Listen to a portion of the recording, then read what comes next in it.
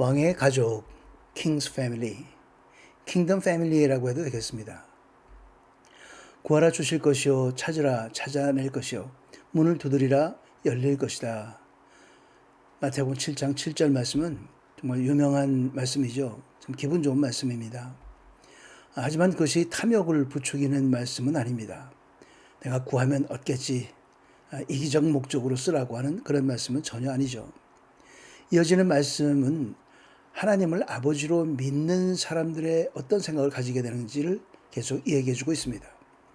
너희가 악한 자라도 좋은 것으로 자식에게 줄 알거든 하물며 하늘에 계신 너희 아버지께서 구하는 자에게 좋은 것으로 주시지 않겠느냐. 아버지의 뜻을 알고 나면 생각이 바뀔 거다, 그런 말씀이기도 하죠. 하나님과 그를 믿는 자, 아버지와 아들, 믿음의 관계가 있으면 어떻게 되는지, 구하는 것은 이미 얻은 것과 마찬가지이기 때문에 결론은 완전히 바뀝니다. 그러므로 무엇이든지 남에게 대접을 받고자 하는 대로 너희도 남을 대접하라. 이것이 율법이요 선지자니라. 이것이 골든 룰, 황금률이라고 하는 말씀이죠. 믿음은 삶의 태도를 변화시킵니다. 자기 유익을 위해서 사는 것이 아니라 남의 유익, 타인의 유익을 위해서 사는 삶으로 변화되는 것이죠. 타인의 유익을 위하여. 그것이 바로 기독교 정신이기도 합니다. 에베소서 2장은 그리스도인의 지위, 포지션을 전후, 상하, 좌우로 보면서 깨닫게 합니다. 1장이 파워라면 2장은 지위죠. 엄청난 지위입니다. 먼저 전후를 봅니다. 이전에는 죽은 목숨이었고 이후에는 그리스도와 함께 산 모습입니다. 상하로는 어떤가? 아래로는 육체와 또 허물과 죄를 안고 있는 그런 죽을 수밖에 없는 인간이지만 위로는 함께 하늘에 앉히셨다 하고 완료형으로 표현합니다. 좌우로는 어떤가? 이 땅에 속한 우리는 나그네 삶을 산다고 얘기하지만 사실상은 나그네가 아니고 하나님의 가족이다 하고 분명하게 선포합니다. 우리는 하나님의 가족으로 살아가는 겁니다. God's family죠. King's family, Kingdom family 같은 말입니다. 안녕하세요. 최후승리 채널의 최승구 목사입니다. 오늘 제목은 왕의 가족, 에베소 2장을 한마디로 그렇게 요약해봤습니다. 여러분 또한 여러분의 허물과 죄로 죽은 사람들이었습니다. 그때 여러분은 이 세상 풍속을 따라 허물과 죄 가운데 살았고 공중의 권세 잡은 자, 곧 지금 불순종하는 아들들 가운데 활동하고 있는 영을 따라 살았습니다. 그때는 우리도 다 그들 가운데 속해 육체와 마음이 원하는 것들을 행하며 육체의 욕망대로 살았습니다. 그래서 우리도 그들과 마찬가지로 태어날 때부터 진노의 자녀들이었습니다. 거듭되는 단어들이 있는데요. 허물과 죄, 불순종, 육체와 마음이 원하는, 결론은 진노의 자녀다. 그죠? 인간의 본질입니다. 인간은 결국 사망이라고 하는 센텐스를, 그런 선고를 피할 수 없는 것이 인간의 본질이죠. 누구나 죽음을 맞습니다. 인간이 본질을 얘기해 주고 있습니다. 하지만 그렇지 않다라고 얘기해 줍니다. 반전이 있습니다. 하나님께서는 그렇게 결국 우리를 사망에 내버려 두지 않으셨습니다. 바로 하늘로부터 이 땅에 내려오신 예수 그리스도, 하나님과 동등된 본체이신 예수 그리스도께서 십자가에 못 박히심으로 바뀌게 된 것이죠. 반전이 일어났습니다. 그러나 자비가 풍성하신 하나님이 우리를 사랑하신 그 크신 사랑으로 인해 허물로 죽은 우리를 그리스도와 함께 살리셨습니다. 여러분은 은혜로 구원을 받은 것입니다. 그리고 그리스도 예수 안에서 함께 일으키시고 함께 하늘에 앉히셨습니다. 얼마나 놀라운 사건이죠. 이것이 바로 복음의 진수입니다. 특별히 에베소서 2장 1절에서 10절까지 말씀은 이 복음을 간단하게 요약한 것과 마찬가지입니다. 로마서에서 길게 나온 것이 간략하게 요약되어 있기 때문에 거듭 읽으시고 그것을 반추하시고 그것을 내 것으로 만들어서 내 언어로 표현해서 남들에게 전달할 수 있으면 좋겠습니다. 그 사랑은 본질을 반전시켰습니다. 인간의 본질, 사망의 본질을 반전시켰습니다. 그 사랑이 바로 은혜입니다. 하늘로부터 내려온 은혜입니다. 함께 죽고 함께 살고 함께 하늘에 앉힌 바 된 이것보다 더 큰 은혜는 세상에 없습니다. 이는 그리스도 예수 안에서 다가오는 모든 세대에게 하나님의 은혜가 지극히 풍성함을 보여주기 위한 것입니다. 여러분은 믿음으로 인해 은혜로 구원받았습니다. 이것은 여러분에게서 나온 것이 아니요 하나님의 선물입니다. 행위에서 난 것이 아니니 아무도 자랑하지 못하게 하려는 것입니다. 믿음으로 인해 은혜로 by grace through faith라고 하는 유명한 말씀이죠. 이 하늘에서 내려온 은혜, 땅으로부터 올라가는 믿음, 바로 믿음으로 구원받긴 하지만 내가 믿음으로 구원받았다. 예수께서도 말씀하셨습니다. 하지만 그것은 바로 은혜로 인해서 주어진 것입니다. 그래서 이 영어의 전치사 by와 through 이것을 보시면 더 정확하게 이해가 됩니다. 믿음으로 구원받았느냐, 은혜로 구원받았는가. 한국말로 아무리 토론을 해도 결론이 나지 않습니다. 하나님의 선물입니다. 은혜는 행위로 얻는 것이 아닙니다. 종종 그 행위, 기도 응답을 받는다는 사람들도 기도가 노동이라고 하니까 이 노동을 통해서 우리가 응답받았다 하고 기도를 강조하시는 분들도 가끔 있지만 바로 그 기도 응답 자체는 은혜로 내려오는 것이지 내 노력으로 얻을 수 있는 쟁취하는 것이 아닙니다. 내가 들어가면 다 그거는 사망에 속한 것이고 하나님의 것이어야만 합니다. 선물, 하나님의 선물입니다. 은혜는 하나님의 선물입니다. 하나님께서 주신 것입니다. 내가 만든 것이 아닙니다. 내가 쟁취하는 것도 아닙니다.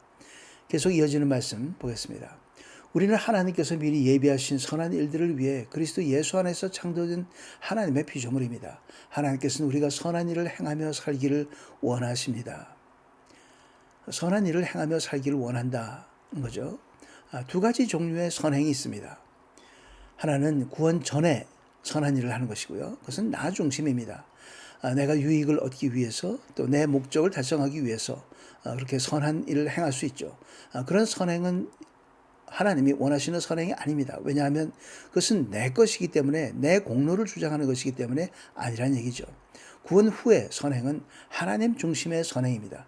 하나님께서는 그렇게 우리가 선한 일을 행하며 살기를 원하십니다 라고 하셨을 때 이것의 주어는 하나님이지 나가 아닌 것이죠. 하나님이 인간 창조 목적은 선한 일을 행한다라는 말, 곧 이웃에게 어떤 영향력을 행사하는 것이죠. 그 영향력은 나를 위한 것이나 내가 높아지기 위한 것이 아니라 이웃을 위한 것입니다. 인간 창조의 목적은 다른 사람을 나보다 낮게 여기고 돕는 그런 일들이죠. 바로 그런 관계입니다. 그런 관계성을 얘기해 주고 있습니다.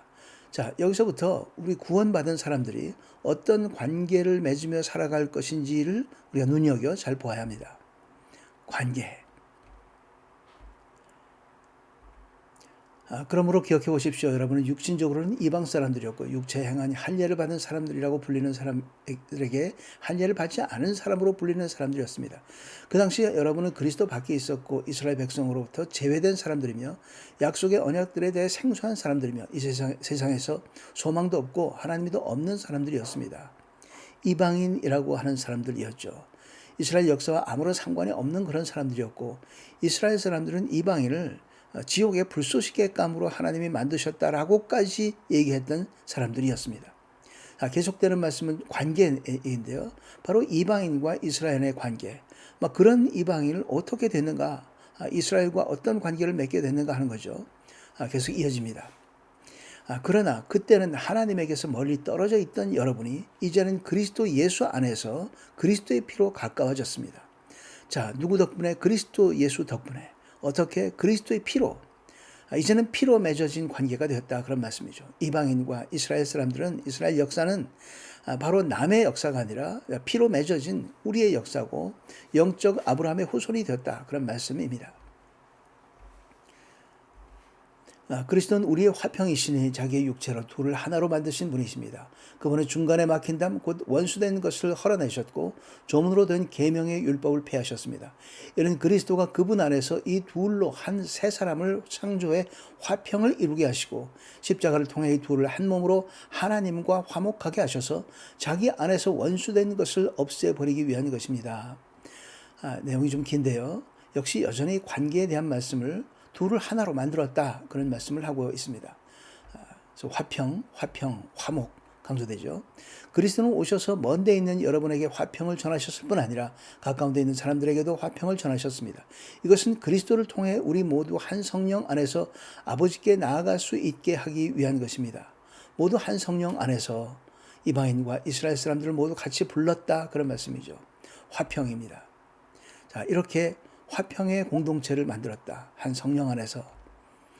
그러므로 이제 여러분은 더 이상 낯선 사람들이거나 나그네들이 아니라 성도들과 동등한 시민이요 하나님의 가족입니다. 자, 하나님의 태초로부터 인치신 하나님의 가족입니다. 하나님의 얼마나 큰 능력을 업은 하나님의 사람들, 하나님과 함께 식사하는 그런 자리에 나갈 수 있는 그런 사람들입니다.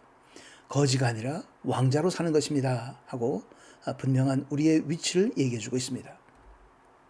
하나님의 가족 공동체입니다. 여러분은 사도들과 예언자들의 기초 위에 세워진 사람들이요, 그리스도 예수께서 친히 모퉁이 돌이 되셨습니다. 그리스도 안에서 건물 전체가 서로 연결돼 주 안에서 함께 자라 거룩한 성전이 됩니다. 여러분도 성령 안에서 하나님께서 거하실 처소가 되기 위해 그리스도 안에서 함께 세워져 가고 있습니다. 이것이 바로 에베소 2장의 말미입니다. 밑줄 긋은 말씀들이 중요하죠. 세워진 모퉁이, 건물, 서로 연결, 자라, 성전, 처소, 이 모든 말씀이 역시 여전히 화평과 관계죠. 이런 관계가 어떻게 되는가? 이런 관계, 화평의 관계는 목적이 뭔가?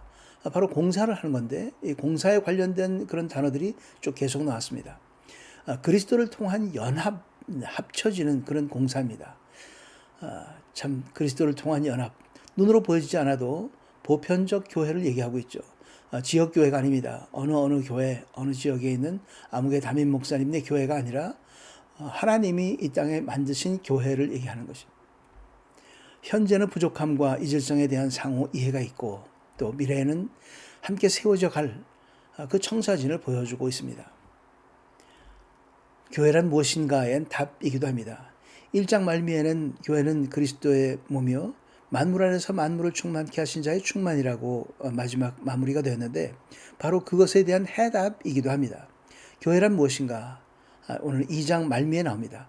1장, 2장 계속 이어져서 구원론과 신론과 또 그리스도 기독론과 이런 여러 가지 신학적인 것들이 함축되면서 결국 결론적으로는 교회란 무엇인가? 교회론으로 끝나게 됩니다. 교회가 그렇게 대단한 것인가? 그렇습니다. 그것은 바로 천국, 킹덤의 연장성산에 있기 때문에 그렇습니다.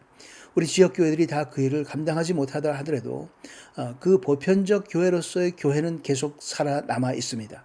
하나님께서는 그 교회를 사용하셔서 계시록 마지막 날까지 그 교회를 통해서 이 세상 승리를 또 보여주게 됩니다. 교회 안에서 여러분들이 가정교회와 서로가 두세 사람이 함께 모인 그곳에서 교회 중심이 서 있고 예수 그리스도 중심으로 살아가면서 그것을 행하면서 이 세상에 엄청난 하나님의 가족의 능력을 보여주는 귀하고 복된 모두가 되기를 주의 이름으로 축원합니다. 정리합니다. 성도는 은혜로 구원받았고 또 믿음으로 행한다. 위로부터 내려온 은혜, 믿음으로 아래 위로 옆으로. 성도는 하나님의 가족으로 하나가 되었다. 하나님의 가족 하나. 성도는 거룩한 성전을 함께 세워간다. 다 이루어진 것이 아니라 아직도 공사 중이다. 함께 세워간다. 이렇게 되는 것입니다. 오늘 정리입니다. 함께 기도하겠습니다. 하나님 아버지, 구원의 삶이 내 실력과 내 공로로 인함이 아닌 아버지의 은혜로 인함임을 알게 하시니 참 감사드립니다. 아버지의 뜻을 따라 세워진 공동체 안에서 함께 변화될 가능성을 바라보며 사랑하며 살게 하여 주옵소서. 공동체가 세상을 이기도록 늘 청령 충만케 하여 주옵소서. 예수 그리스도의 이름으로 기도드리옵나이다. 아멘. 제가 교회라는 단어 대신에 공동체라고 쓴 이유는 가족 공동체가 있기 때문입니다. 가족 공동체도 작은 교회입니다. 여러분의 가정, 여러분의 가족들이 바로 진정한 교회 모습이 되기를 간절히 바랍니다. 끝까지 시청해 주셔서 감사합니다. 반가운 빗소리가 들립니다. 장마가 시작됐는데요. 오랫동안 가뭄이 그치고 참 하나님의 은혜의 비가 모든 사방에 촉촉하게 적셔지면 좋겠습니다. 가물었던 산천이 회복되며 춤추는 듯한 그런 모습입니다. 찬송가에도 있죠. 반가운 빗소리 들려 산천이 춤을 추네. 혹시 여러분이 우울한 일이 있더라도 말씀으로 기쁨과 감사를 회복하는 그런 하나님의 가족이 되기를 다시 한번 주의 이름으로 축원합니다. 감사합니다.